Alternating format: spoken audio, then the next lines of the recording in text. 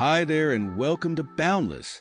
Connecting your Cisco Meraki organizations to Boundless is as simple as turning a key in a lock, thanks to Meraki OAuth 2.0. OAuth 2.0 is a secure authorization framework that lets third-party applications like Boundless access Meraki data without you ever sharing your private credentials. It's a well-established standard used across modern APIs and web apps, giving you both peace of mind and full control over what's shared. To start, just click the Connect button. This takes you straight to the Meraki dashboard. If you're already logged in, you'll see an authorization message. Here, you'll be asked to choose which Meraki organization you'd like to connect with Boundless. The drawdown shows all organizations you have permission to connect.